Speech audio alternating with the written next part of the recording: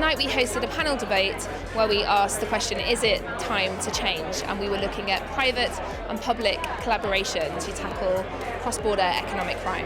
So I first met Professor Jason Sharman, one of our panellists this evening, at a lecture back in 2020 where he was discussing his research on financial corruption. And at the same time, Mishka and Dorea were embarking on a new thought leadership piece, asking the question, how can we find new ways of tackling what is a nation vice, which is financial corruption? And so we decided to get together and to put together a panel and have competing voices and different voices and to discuss this issue. What we're trying to do is affect change, do what we think's right. We have the skill set. The room was packed full of what we call our ecosystem for combating fraud. So it was full of private practice lawyers like myself, but also investigative journalists, forensic accountants, investigators. We had policy makers there, we had media, we had the whole ecosystem that is required to combat fraud effectively. It's absolutely the case that Harbour, or a funder generally speaking, will not fund a case where it isn't effectively commercially viable. And there's always a cost-benefit analysis to be done in that case. It should be the case that where on a recovery of assets position, you have assets which outstrip the cost of recovering them, and there's effectively a return for everyone. The conflicts of interest shouldn't effectively arise. I'm cautiously optimistic about the future of fighting financial crime because I think the stars are aligning in terms of there's more room for joint action between the private sector, the public sector and NGOs than there has been before.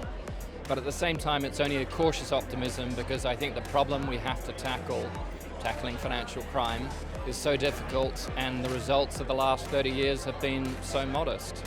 We have very limited resources in the public sector, particularly around prosecution of the high-end crimes, financial crimes, corruption. And the idea was, is there a way where we could still prosecute these cases, where we could still put the criminal away or at least get our money back using private resources that are there and are well-honed and well-skilled. And how could we do that? And what would the barriers be to doing that? So it was very interesting. I think there's just a lot of complacency. I think there's a lack of understanding of how important this is, and also a lack of understanding of how big the wins could be if we did focus on it. This needs to be resolved. It is not being dealt with.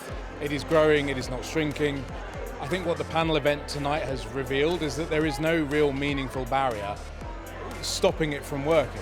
It's in the public domain at the moment because we're talking about fraud in the context of COVID, and I think that's important. That makes it immediate, that gives it an energy at the moment and an impetus which we need to seize upon.